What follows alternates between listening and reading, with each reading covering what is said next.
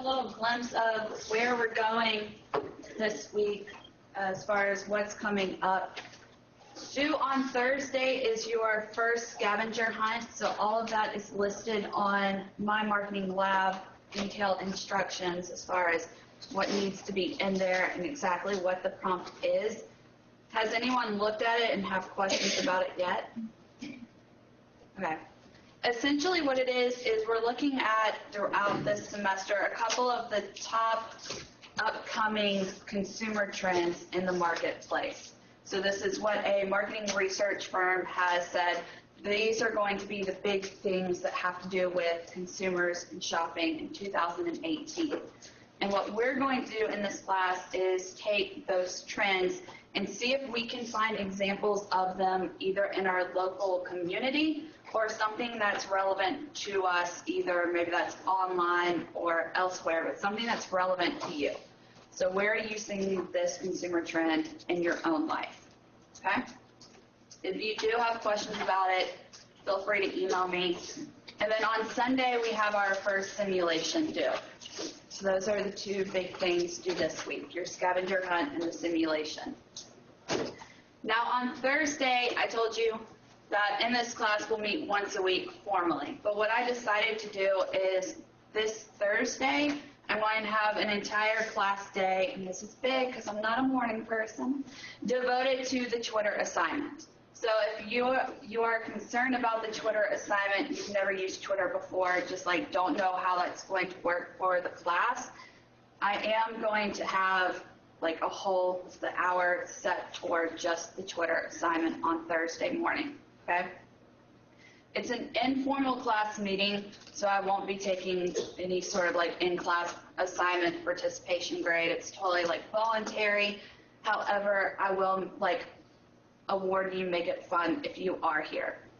If you think that you can figure it out by yourself, I have listed the Twitter assignment kind of like breakdown for exactly what you'll need to do, and it talks all about the Twitter assignment and what is expected. If you go to the Twitter assignment tab on the left-hand side of My Marketing Lab, so we have a new tab now, it says Twitter assignment. This is actually a discussion board because once you have your Twitter username set, whether that's your personal account that you want to use or you're creating one for this class, you're just going to list it here so I know who you are and I can keep track of participation. But if you'll read through this, it says I've put together a guide of everything you need to know. View it here. This is a document that gives the breakdown of the collaboration project. And this is what I'll be going over on Thursday, as well as how to use Twitter. But everything you need to know about participation is in this document. So read over that. If you have questions, be sure you're here on Thursday for the Twitter meeting. Sound good? Okay.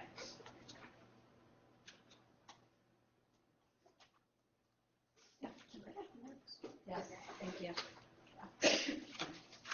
Okay, so we have a couple of things to finish up from Chapter 1. I know that last week was heavy on concepts, so I kept one last portion for you to cover today.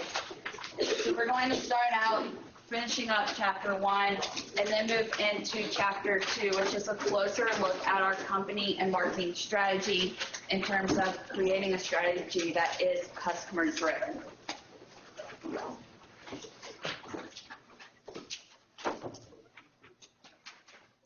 Once everyone has notes, I'll go ahead and get started.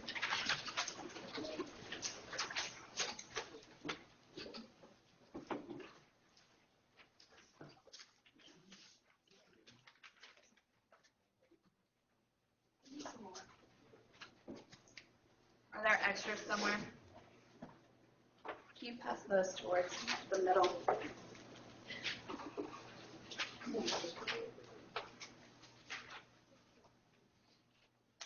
Are we okay now?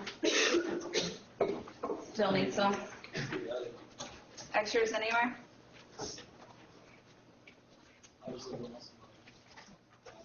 I got one left, so hopefully that's all we need.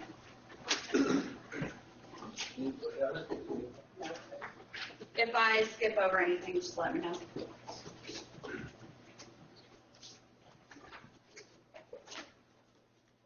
Okay, so just as a review, because it has been, feels like a while since we last met, last week we focused on Chapter 1 and kind of setting down our foundations for the rest of the semester.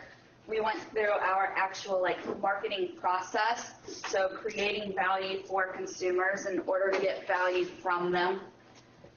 Today, we're going to talk a little bit about how this applies to the changing marketing landscape. So there's 5 different areas that researchers have stated that marketers need to be aware of because that process is going to change because of these things.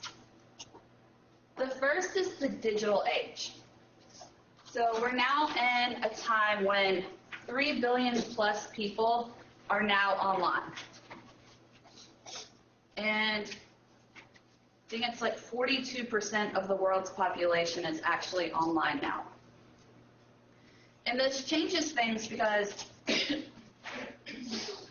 really, you can think of it just in the past several decades has this become a new phenomenon where companies even had to consider what is a website. Before it was all face-to-face, direct mail. And so this is a non-traditional media that's relatively new for companies. At the minimum now, most companies have some sort of website. You take it a step further, and we're now seeing more companies on other online platforms, such as YouTube. And this is a nice way for companies to have a new level of engagement with their consumers. How many people in here like to watch commercials? Kind of. I pay extra on Hulu so I don't have to see the commercials, right? So companies are trying to have to find these creative ways around these new barriers. And one of the places that they've had success, surprisingly, is by putting commercials on YouTube for people to watch. So this one Coca-Cola video has over 1 million views. So we're finding it it's interesting because people want to avoid advertisements if they're not opting into them. We don't want to see anything that we're not opting into, but sometimes it's fun to explore and watch them online on our own time. So this is one way that companies are taking advantage of the digital age. Of course, we now also have to consider mobile, which if you think about it, is even newer in the terms of an iPhone. What we know of smartphones came out in 2007, and they increasingly have new capabilities. And that's why mobile is now the fastest growing digital platform. So 58% of all American adults own smartphones. And a big part of that, of course, is our apps. And so we're seeing more companies create apps just for their brand or just for their company. A couple of ones I just want to point out that I think are doing this right. Right down here in the bottom left is an example of the Lowe's app. So not only do they allow you to create a quick list from the phone so you know what you're going into the store for, a shopping list of some sort, but for each store they'll actually give you the layout and tell you where those products are. So no longer do you just have to randomly roam through the aisles trying to figure out what you want, but if you have your phone with you, it will tell you where to go. If you're in an aisle and you want more information about a product and don't see an employee around, it will actually let you scan the barcode and find out more about that product. And so it's integrating this online experience with the in-person very successfully.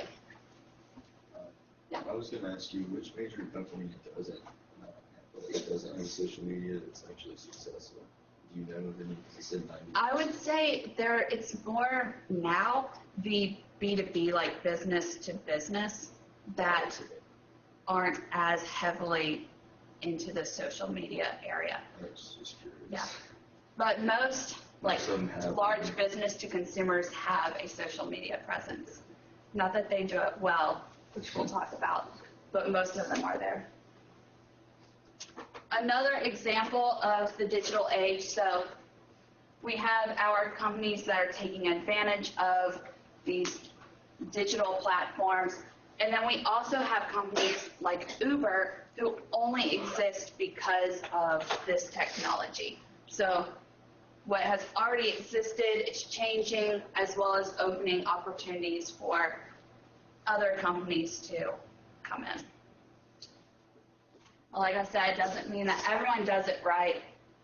Some people do, and I think one of those is Wendy's, is very powerful on social media, is always used as an example of engaging their customers in a very playful way, and sometimes even trolls. So this is from last year. Wendy's posted a semi-advertisement. It says, "Our beef is way too cool to ever be frozen." And this guy came in and decided he kind of disagreed with Wendy's. Said, "Your beef is frozen and we all know it. You'll know we laugh at your slogan, fresh, never frozen, right?" And he continues. So this is where most companies would say, "I'm not going to engage with you. Like, if you disagree, if you're posting negative stuff, like, we're taking a step back." And this is when Wendy's always steps in.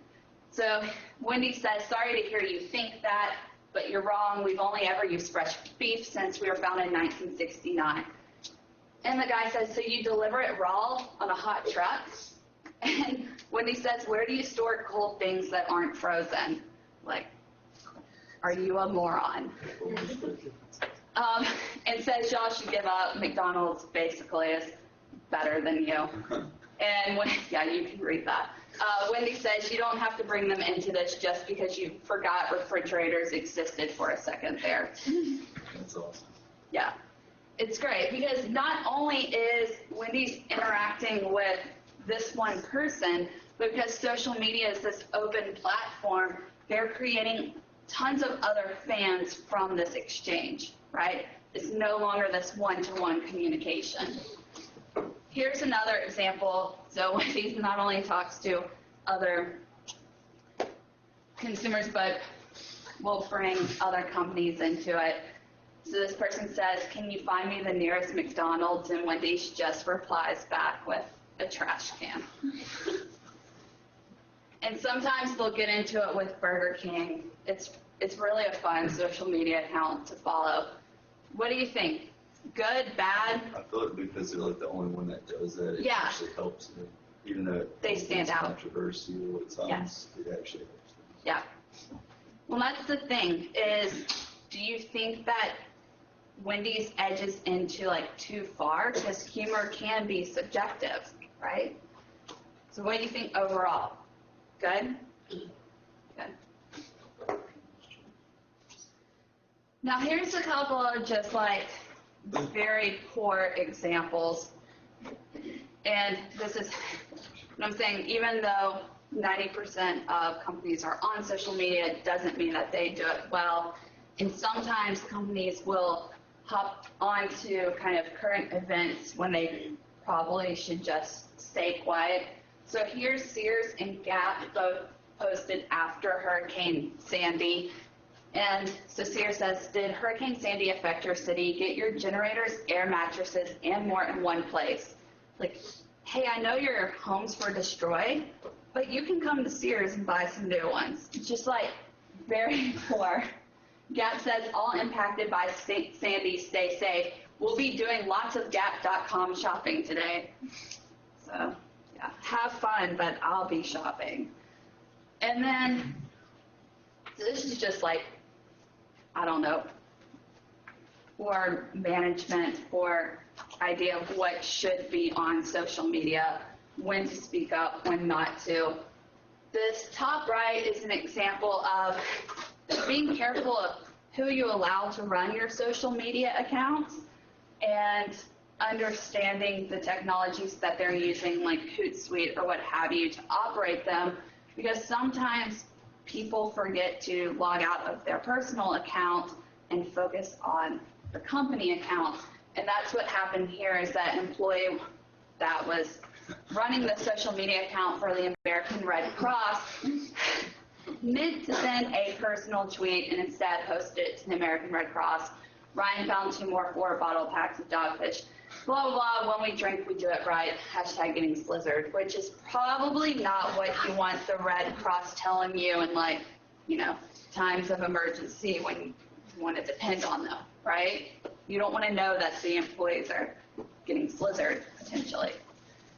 So, a couple examples of companies doing it right, doing it wrong. Hopefully in here with the Twitter assignment, we'll learn more about using social media in a professional way and how to avoid these types of flops. So moving from the digital age into the changing economic environment.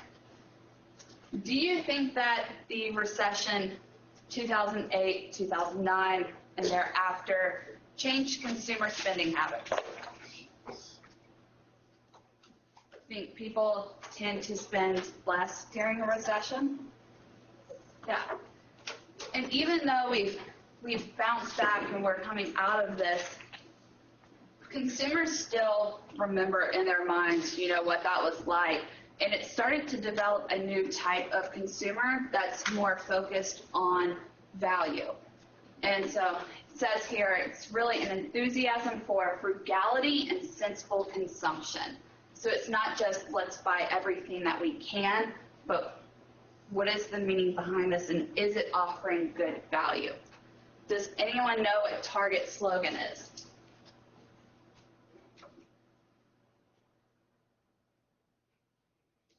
Expect more, pay less. And so it's a focus on the value. And in the past, you can see like a change in their marketing campaign where they focus more on the expect more. We're different than Walmart. And now they're really focusing more of that attention on the pay less, because it's an increase of, or at least a perception of, more value. The third thing that marketers need to consider, and is an opportunity for really marketers in general, is a growth of not-for-profit marketing. So there's a long time when marketing was thought just to be a business activity, and we're seeing it become more of a major part of other nonprofits in general, zoos, orchestras, museums, churches. You hate to think about your church as marketing, but how do they get people through the door, right? How do we increase tithing? How do we increase people volunteering in the church? And what has happened is they've started adapting these marketing strategies to their business, if you will, which as business students is only an opportunity for you.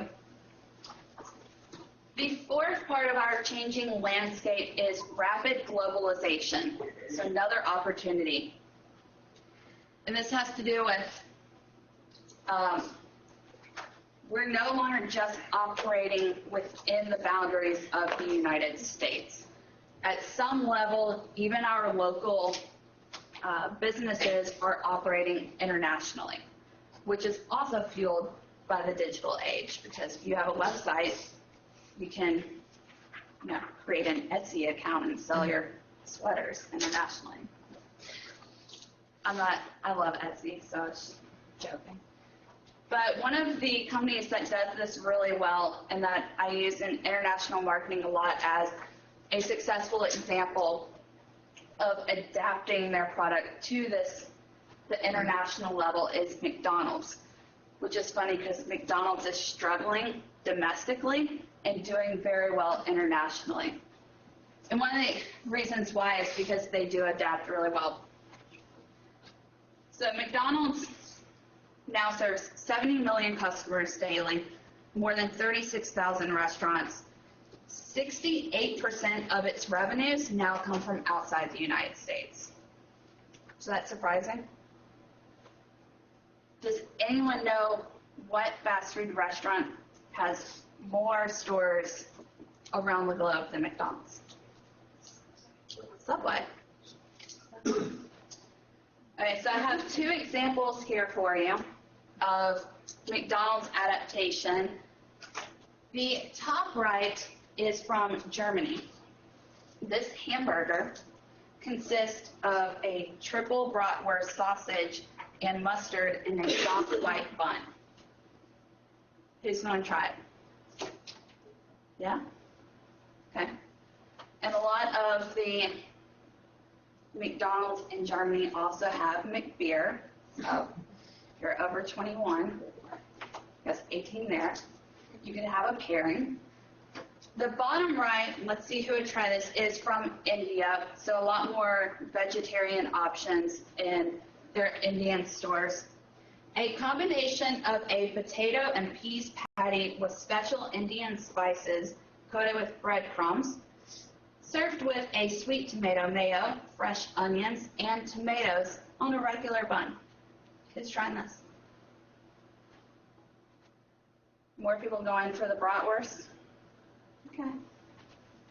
It is a little bit fun. If you go to McDonald's website, you can kind of explore and see all of these different options. What I always wonder, I've been to a couple of McDonald's internationally, and it's like the same thing. Like the food online looks so much better in the photos than what you actually get at the store. So. And then finally, our fifth changing landscape is sustainable marketing. And this also goes into consumers looking for more value. And one of the ways you can offer value is through a sustainability initiative. But it says here that marketers are taking greater responsibility for both the social and the environmental impact of their actions. And the reason why they're doing it, it's not always purely altruism. They don't decide, as a company, we want to do better. What's happening is more consumers, of course, are demanding this, and the companies are responding. So one of the things going along with McDonald's is their Filet-O-Fish sandwiches. The actual fish itself is has like the sustainable mark of approval. So that's one way, an environmental way. I'm horrible at remembering numbers. So Microsoft, on the other hand, has more of a focus on the social sustainability. So Microsoft donates nearly $2 million in products and services to nonprofits every day. Can you imagine, just as an organization, $2 million every day? It's pretty impressive, right? And I think something that doesn't get as much attention, but for some people that is the deciding factor of which company to use, is sustainable practices. Another example would be Patagonia, which is founded on the sustainable principles, whereas McDonald's and Microsoft kind of bring those in, something additional. But some companies are founded on these values, and that brings opportunities and challenges to them, and that's something that we'll talk about later in the semester. So now that we know a couple of the ways that marketers are going to have to adapt to the marketplace from this changing landscape, we need to talk about, moving into Chapter 2, what philosophies are going to guide our marketing strategies within that changing landscape? So there's 5 alternative concepts that we'll talk about and how organizations design and carry out their marketing strategies.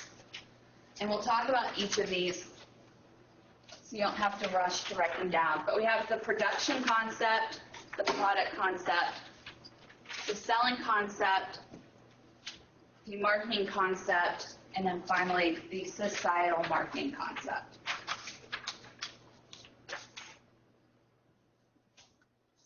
So let's start with the production concept. So these are management orientations.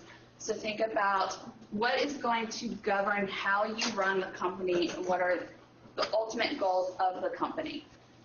Under the production concept, it's going to hold that consumers will favor products that are widely available and highly affordable.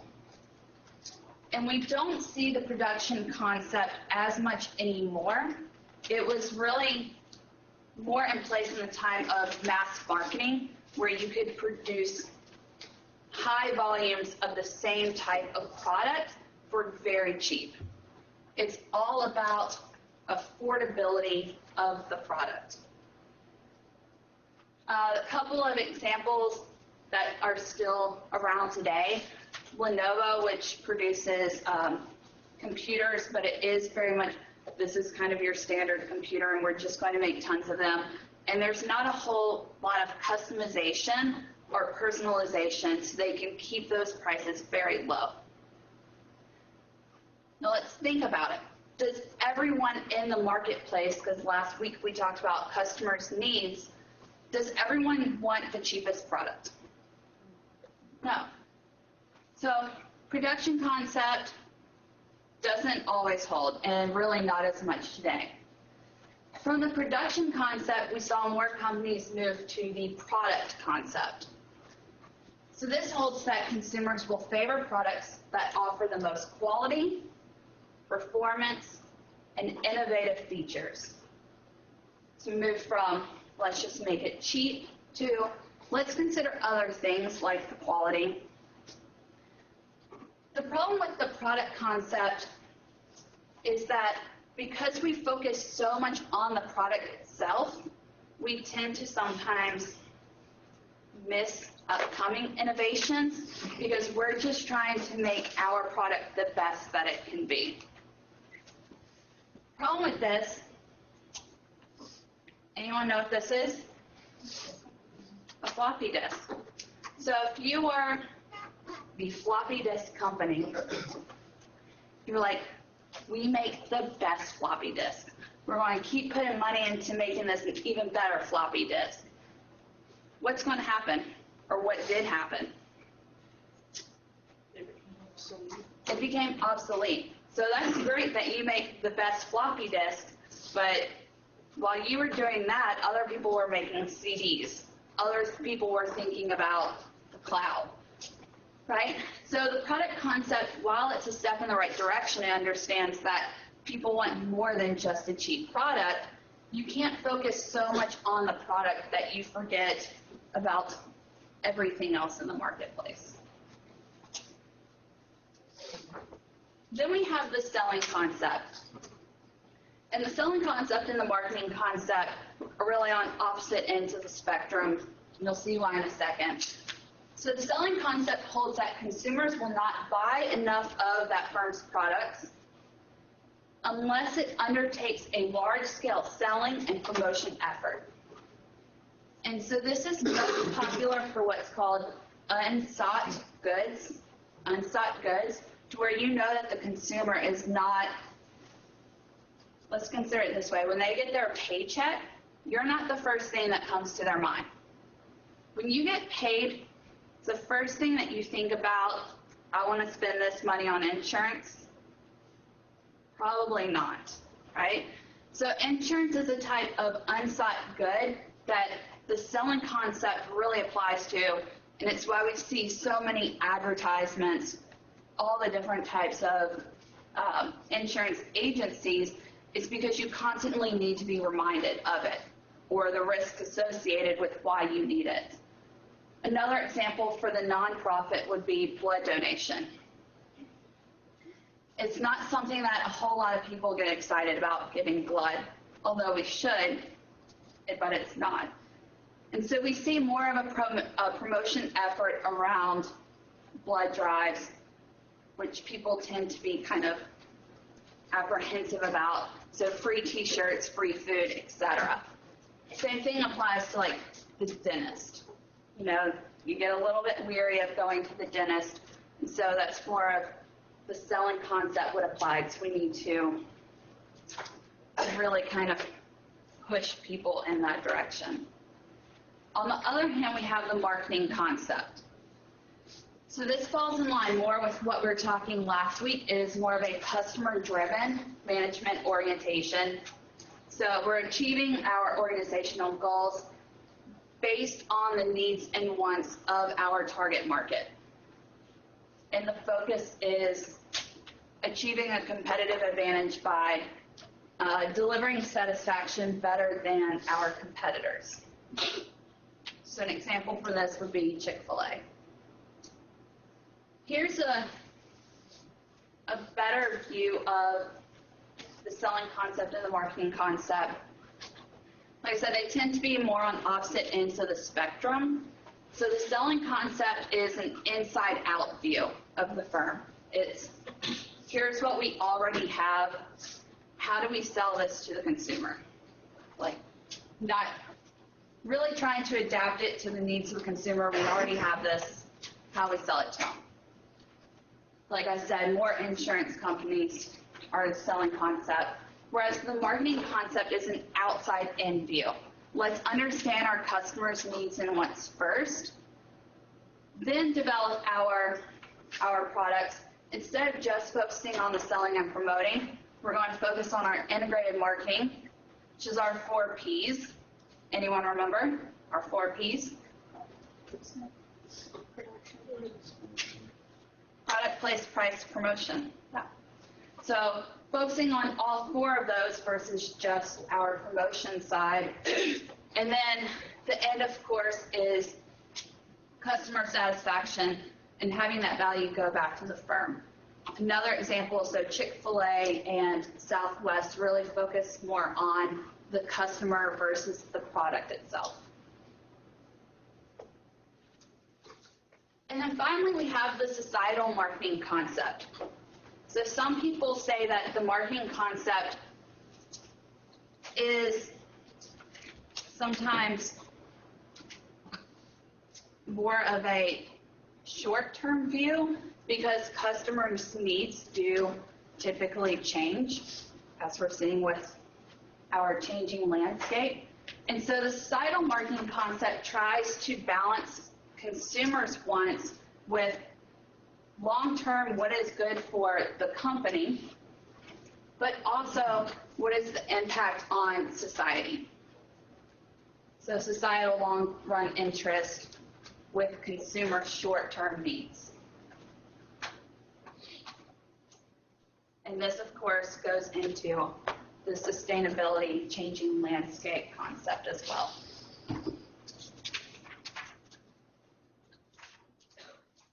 And I have here as an example Lush, which makes handmade cosmetics. And they have a great slogan that I think kind of sums this up. They say, "We believe in happy people making happy soap." And so it's not just about the consumers, but how are our employees doing?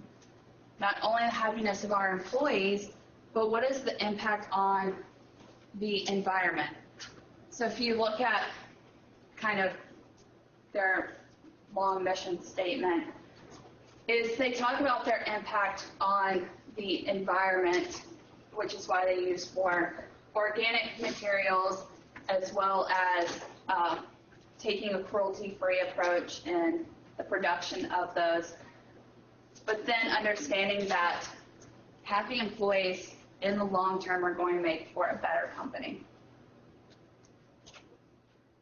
Questions about our 5 management orientations. So if you had to pick, what do you think, what should companies strive to be? Most companies. What do you think? Marketing concept. It's really the marketing concept. It's focusing on those consumer needs. And then if you can, if you have the resources, strive for that societal marketing concept if you're thinking more long run. But most companies now are at least trying to operate under the marketing concept. Amazon kind of societal marketing concept in the sense that they look, when they're doing business, they're looking like 7 to 10 years in advance. And what they're doing. I will say I don't know enough about Amazon's impact on society or their their mission having to do with society. I do think they're more of a long-term planning, though. But yeah, I just don't know enough about their company. So I'm going to look into that. So now that we have our orientation that we're going to operate under, now we have to think about our strategic planning. So strategic planning defined is the process of developing and maintaining a strategic fit between the organization's goals and capabilities, so our internal, and then balancing that with changing marketing opportunities, which is the external.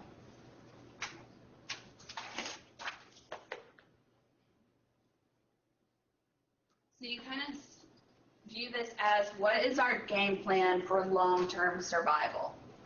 Understanding what we can do and what environment we're operating in.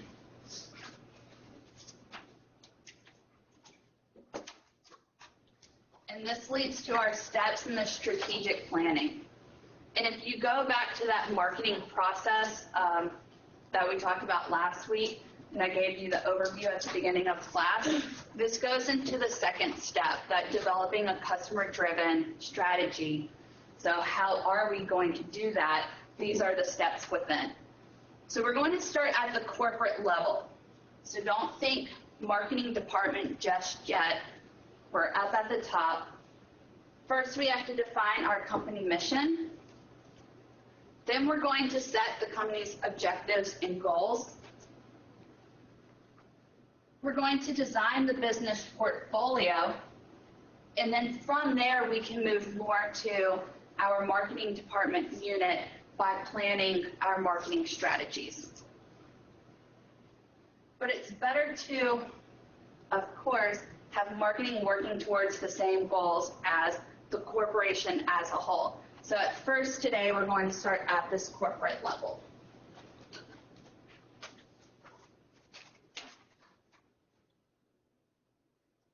And again, we're going to go through each of these, so don't feel like you have to rush to write them all down. So step one, developing our mission statement. Mission statement is simply a statement of the organization's purpose. What do we want to accomplish within the larger environment? The best type of mission statement is going to be market-oriented. And what this means is that it's defined in terms of satisfying basic customer needs. It's not going to be focused on the product itself, but what can our capabilities, what does that product actually do for the customer? So we're going to emphasize our company's strengths and focus on the customers.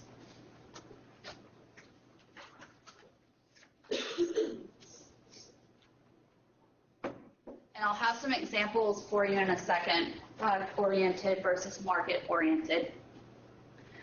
But think back to last week when you had to come up with a value proposition for yourself.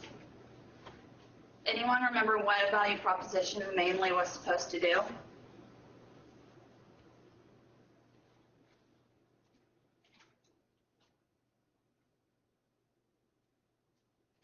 It's early. I'll help you out. So value proposition is really what makes you different from your competitors. And so it's talking about your strengths. So I said, if you were going to the hiring manager, what is going to make you different from other candidates for that job? The focus is on you. Versus your mission statement is taking that value proposition and saying, why does this matter to customers? In the end, why are they going to care about us? And so you'll notice it's a little bit more abstract. So we talked about Facebook's value proposition last week. Now let's turn this into a mission statement. So for product-oriented, it would be, we are an online social network. This is what we do. What we want to get to is a market-oriented mission statement. And this is actually their mission statement. To give people the power to build community and bring the world closer together. Which do you prefer? Market-oriented. And really, the product-oriented can sometimes limit you as a company. As you continue to grow, you may not always be within the realm of an online social network. Or think about Apple. Have they defined themselves in terms of computers when now there's so much more than that? You start changing who you are, whereas market-oriented is just more abstract, more broadly. What are we trying to do? Here's another one for Revlon. So product-oriented would be, we make cosmetics. Market-oriented, we sell lifestyle and self-expression, success and status, memories, hopes, and dreams. So what are you trying to accomplish for the customer? Now you get to guess. Whose mission statement is this? To organize the world's information and make it universally accessible and useful. Google. Firefox, Google. Close. So Google. You like it? Yeah? I think it could be better. How would you change it? I mean, I couldn't just tell you like that. Okay. Because there's a lot of. Think about that. But truthfully, it's bigger than hanging in half that I don't visualize that. It is. They tend to be more than a search engine. I could see where you could argue where maybe like Google Maps and YouTube would fit in this because it's a type of information, but it does. Google's just becoming, Just so plain. yeah, so much more. It is, yeah. That might be to their advantage, though, Okay. How so? because technology is like moving at such a fast rate that like we might have a different way that we access information, That's true. and then this allows them kind of like some growing. Yeah, I like that. Yeah. Okay. So now you know what I'm going to have you do, right? It's time to develop your own mission statement.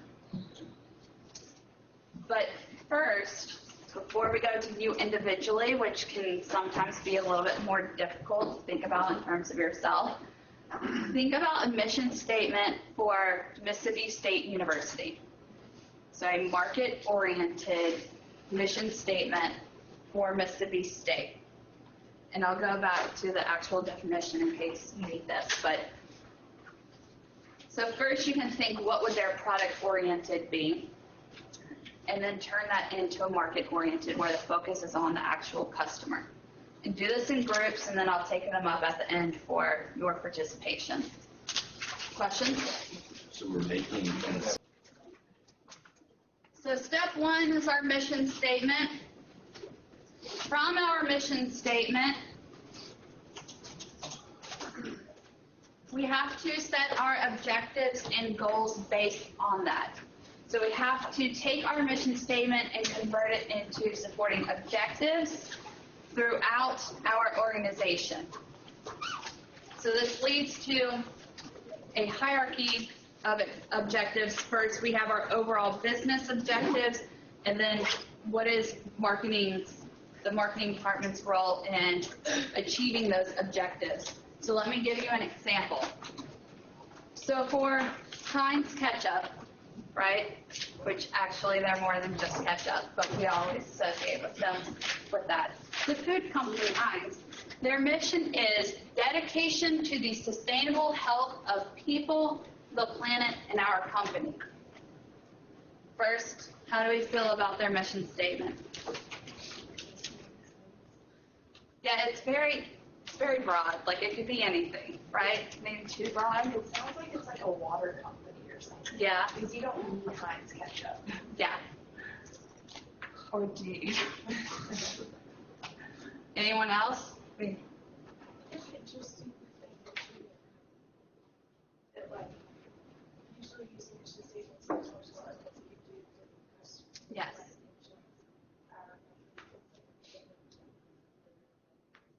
Yes. Which is an important part of it, right? That's the people that are going to help you achieve those objectives. So maybe there's a little that they could do to improve upon this, but overall, it's not 2 paragraphs long, right? It gives them room to grow, and it is more, I guess, abstract, more market-oriented versus focused on the product itself. But we have to break that down into our objectives. So how are we going to get to this mission? And you can think about this either for Mississippi State University, the mission statement that you just made, or the ones that you wrote about yourself, and think about how that you can convert that to objectives. So their first objective would be build profitable customer relations through food that is superior in quality, taste, nutrition, and convenience. And this is actually one of their objectives. The problem with that objective is, in order to build those profitable customer relationships, you have to have the research. We have to understand our consumers' wants and needs, which costs money. So then we have a second objective. We have to increase profits in order to make that money. How are we going to increase those profits? So, in order to do that, we have to increase our sales or decrease cost, probably both. And so our objective 3 is to increase domestic and global market share. Now that we have a more specific objective, if you will, we start broad and break these down. Then we actually have our strategies for the marketing department. So our business objectives, and then what is marketing going to do about that? So we get our specific strategies. We can increase our product line. Or strategy B, we can increase advertising and public relations efforts in order to increase that market share. So just know that you may have objectives within objectives, objectives that lead to them, but the goal is that all of these build and support your overall mission statement. So again, think about the mission statement that you just created and what objectives do you need to start creating in order to reach those. Okay, pop quiz. What do these products have in common? So we have Tropicana, orange juice, Pepsi, Ruffles, Cheetos, the Starbucks bottled Frappuccino, Quaker Oats. What do you think? They're all food and drink. They're all food and drink, yeah. What else? Who said it? They're owned by the same company. So who are they owned by? Pepsi Cola. So all of these products are actually owned by the same company. You have the breakdown here so you can view this, but these large companies, let's say Procter & Gamble, P&G, owns all of these companies right here. So we have Tide, Dawn, Charmin, Gillette, Head & Shoulders, Swiffer, Febreze. What do you think these are referred to? It moves into our step 3. Anyone write down step 3? Portfolio. Business portfolio. So each of these represents a business portfolio for these companies. Let's give the definition of what that means, but I wanted you to be able to visualize this first. A business portfolio is the collection of businesses and products that make up the company.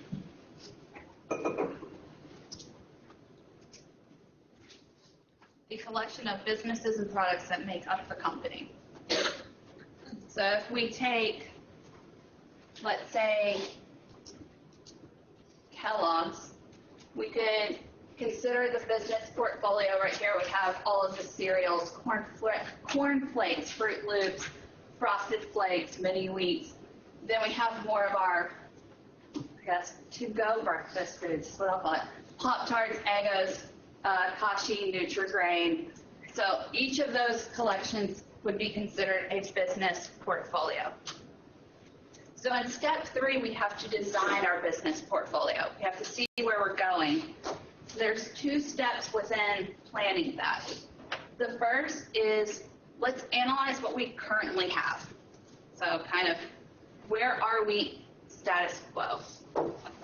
The second step in that is to then develop strategies for either growth or sometimes to downsize to shape our future portfolio. So we're going to look at our current portfolio and then consider the future portfolio. I'm going to kind of introduce this concept to you, but we're running out of time, so we'll finish this next week. But during our portfolio analysis, basically what we're going to do is evaluate those products and businesses within our current portfolio. And to do that, so this is our current portfolio, we have to identify those strategic business units and then assess the attractiveness, which is a weird way of saying that. Assess the attractiveness of its various SBUs and then decide how much money we're going to put into them. So are they costing us money? Are they bringing money in? And I'll just go into step 1 right here, identifying the strategic business units. And then next week we'll talk about how to assess and evaluate them. Because the first step does seem kind of easy. Like all we have to do is identify our products. Let's take Walt Disney as an example, the Walt Disney Company. Anyone know what businesses, products Walt Disney owns, runs? What do you think? What's the first thing that comes to mind? That's the first thing that comes to your mind, not Disney World?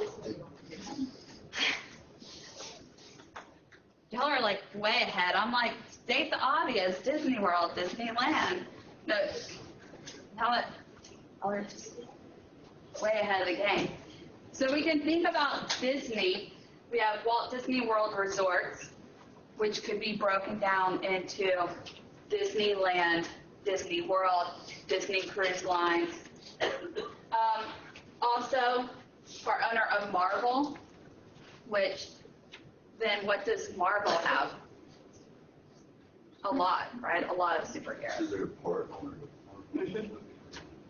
Touchstone Pictures, ABC, ESPN. So we can identify our SBUs that way, very much on this level. What makes it more difficult is with, let's just take ESPN. What's within ESPN?